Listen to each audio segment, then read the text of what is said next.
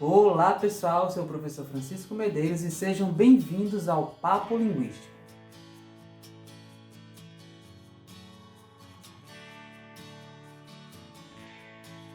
Nesse vídeo nós vamos tratar sobre a redação no Exame Nacional do Ensino Médio, o Enem. A redação no Enem possui uma estrutura muito simples de compreender.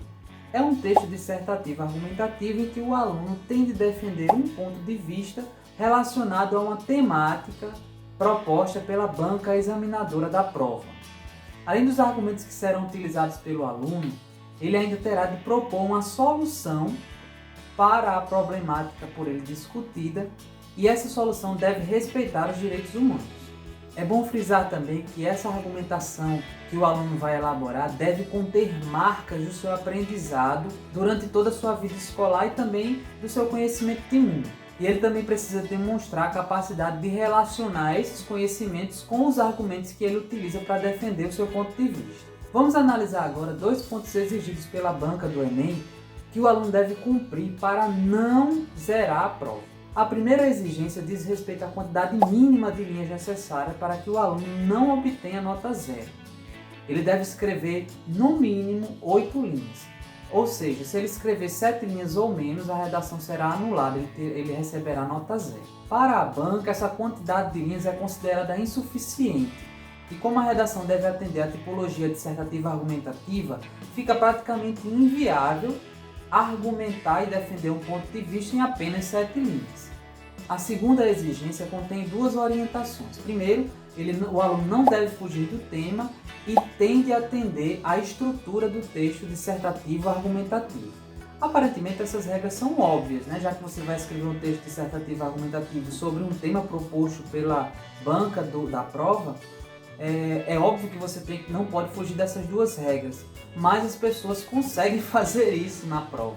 Muitas vezes porque elas não sabem o que dizer, elas não analisam muito bem a proposta, ou por estarem nervosas, ou por terem pouco tempo para fazer a prova. Ou seja, uma série de fatores faz com que as pessoas escrevam qualquer coisa na redação e podem cair nessa armadilha de fugir do tema ou simplesmente não atender ao tipo dissertativo argumentativo. Aqui cabe uma orientação. Por favor, não escreva música, não escreva poema.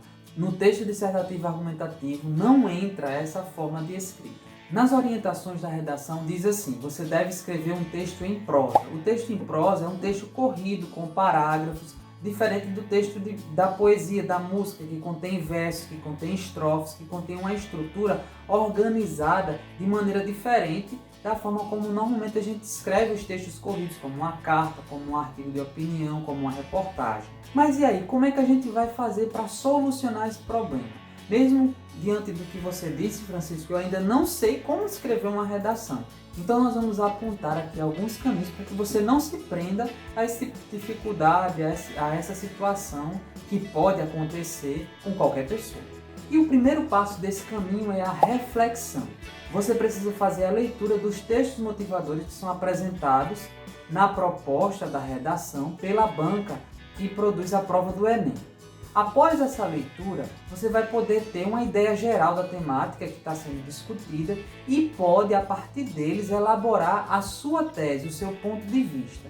Assim que você fizer essa reflexão e elaborar essa tese, você vai escrevê-la num cantinho da prova para que ela fique reservada lá e daqui a pouco a gente vai utilizá-la. O segundo passo é a escolha dos argumentos. Qual é a justificativa que você dará para o seu posicionamento? Você vai fazer a seguinte pergunta: como justificar este meu posicionamento? A resposta para essa pergunta, ou as respostas para essa pergunta, serão os seus argumentos. Você vai responder essa pergunta e anotar essas respostas abaixo da sua tese. Você pode até reelaborar as respostas de uma maneira que você possa utilizá-las para sustentar o seu ponto de vista. Lembre-se, essas ideias, essas respostas para essa pergunta serão os seus argumentos, que precisarão ser desenvolvidos na segunda parte do seu texto. Terminado o planejamento, nós vamos ao terceiro passo, que é a escrita da introdução. Ao lado da conclusão, A introdução é a espinha na carne de muita gente que se propõe a escrever redação. É nesse momento que vem os brancos, a pessoa não sabe o que dizer, as ideias desaparecem da nossa cabeça. A gente não sabe como começar o nosso texto. E essa dificuldade ela acontece porque muitas vezes a gente não sabe o que é uma introdução.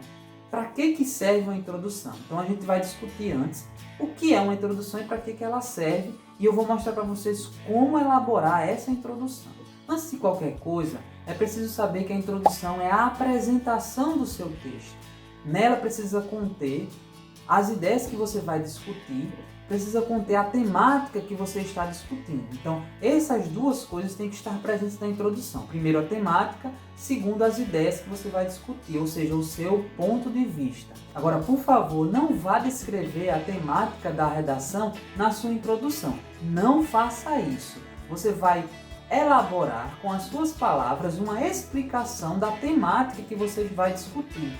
E logo em seguida você vai apresentar a problemática relacionada ao ponto de vista que você selecionou naquela lista lá que a gente fez no primeiro passo. Uma outra coisa que pode estar presente na introdução são os argumentos que você vai discutir nos parágrafos do desenvolvimento. Mas essa sugestão é opcional, você pode colocar os seus argumentos lá ou não, apenas se deter na apresentação do tema e na sua tese, nessa parte inicial do texto.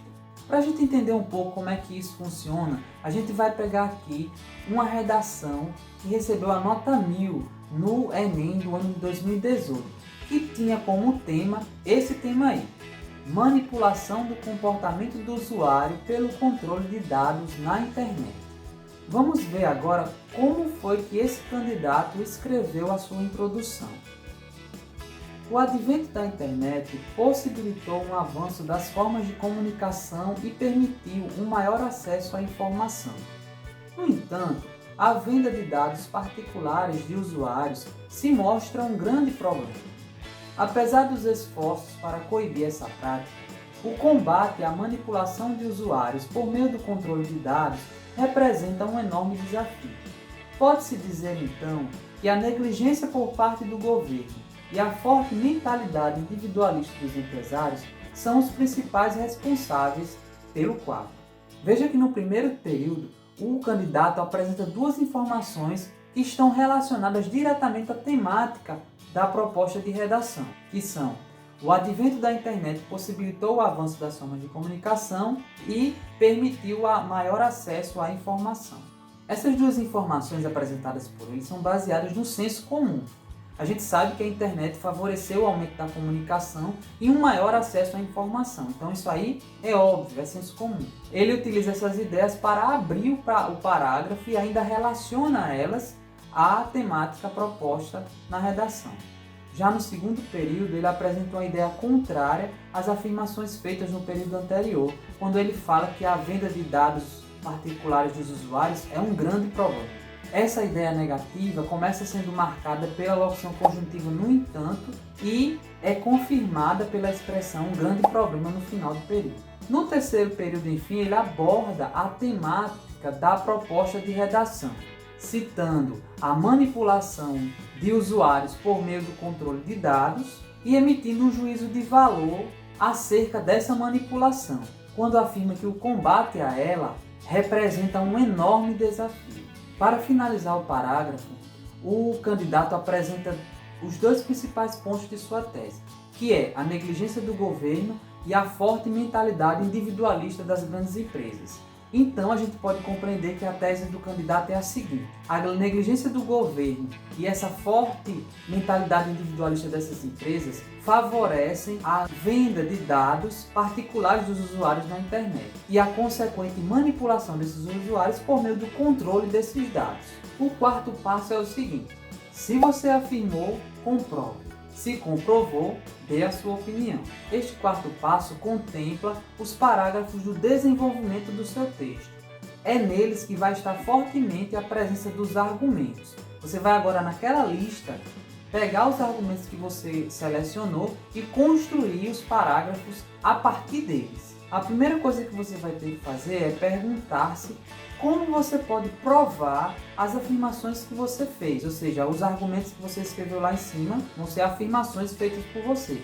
Como você pode provar isso? A partir dessas respostas você vai elaborar a justificativa para esses argumentos. Você pode fazer de duas formas, ou escrever um parágrafo para cada argumento, ou escrever um parágrafo só no qual você contemple todos os argumentos que você selecionou. Eu sugiro que você opte pela primeira opção de escrever um parágrafo para cada argumento, porque assim o texto fica mais organizado e mais fácil de ser compreendido pelo seu leitor. Para a gente compreender melhor, vamos continuar analisando a redação que nós estamos vendo nesse vídeo. Veja agora os parágrafos do desenvolvimento do texto elaborados por esse candidato. Em primeiro lugar, deve-se ressaltar a ausência de medidas governamentais para combater a venda de dados pessoais e a manipulação do comportamento nas redes. Segundo o pensador Thomas Hobbes, o Estado é responsável por garantir o bem-estar da população. Entretanto, isso não ocorre no Brasil. Devido à falta de atuação das autoridades, grandes empresas sentem-se livres para invadir a privacidade dos usuários e vender informações pessoais para empresários que desejam direcionar suas propagandas. Dessa forma, a opinião dos consumidores é influenciada e o direito à liberdade de escolha é ameaçado. Nós não vamos nos deter detalhadamente na coesão desse texto, mas vale salientar que o primeiro período desse parágrafo estabelece um link com o parágrafo da introdução, quando ele resgata a ideia da negligência dos governos em relação à manipulação de dados na internet. Ele usa o primeiro parágrafo para retomar o penúltimo tópico discutido no parágrafo da introdução.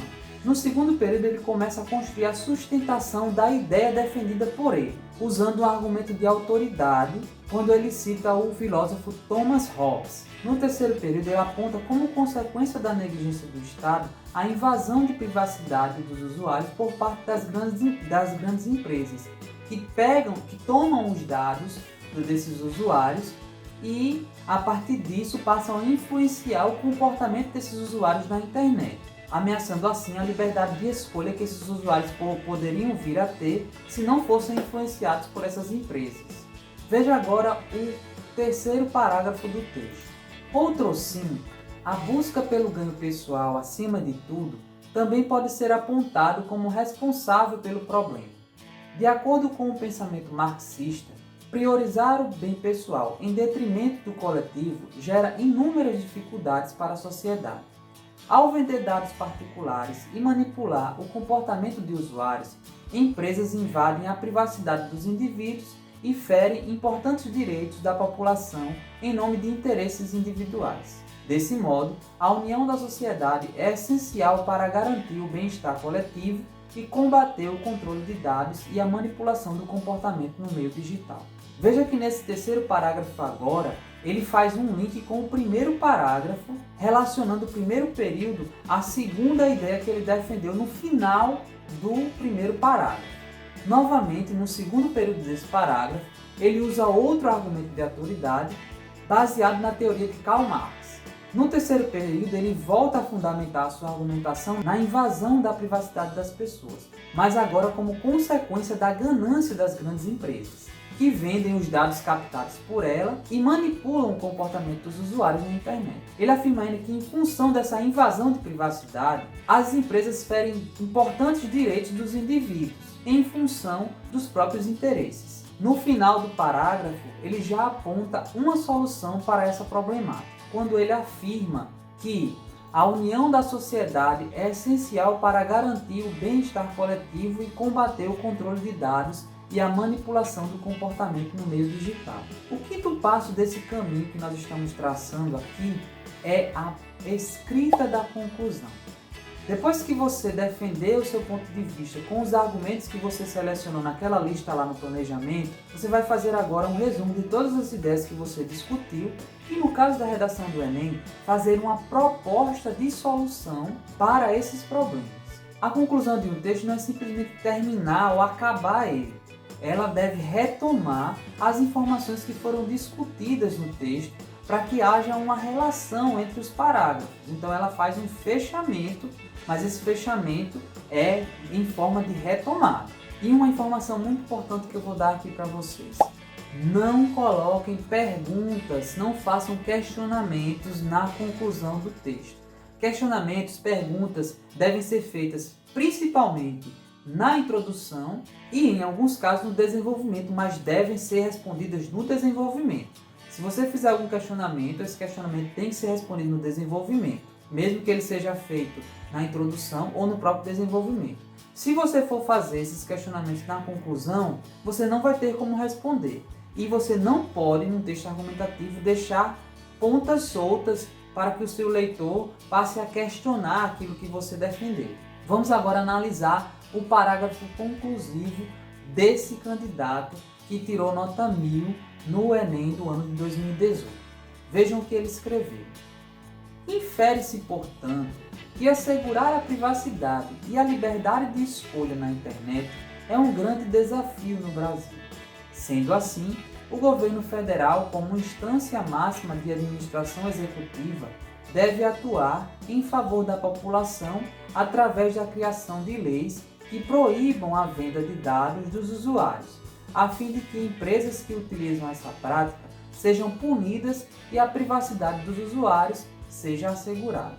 Além disso, a sociedade, como um conjunto de indivíduos que compartilham valores culturais e sociais, deve atuar em conjunto e combater a manipulação e o controle de informações por meio de boicotes e campanhas de mobilização, para que os empresários sintam-se pressionados pela população e sejam obrigados a abandonar a prática. Afinal, conforme afirmou Rousseau, a vontade geral deve emanar de todos para ser aplicada a todos. O autor inicia o penúltimo parágrafo defendendo a privacidade e a liberdade de escolha na internet, que segundo ele são ameaçadas pela negligência do Estado e pela falta de escrúpulos das grandes empresas envolvidas nesse mercado.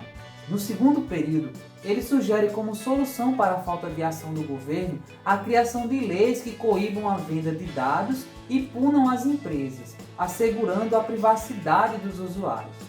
Como solução para o segundo problema, ele retoma a sugestão dada no fim do parágrafo anterior, na qual incitava a sociedade, como um conjunto de indivíduos que compartilham de valores culturais e sociais, a atuar em conjunto no combate à manipulação e controle de informações. Essa mobilização deveria ser feita por meio de boicotes e campanhas de mobilização, a fim de que essas empresas sintam-se pressionadas a mudar de postura.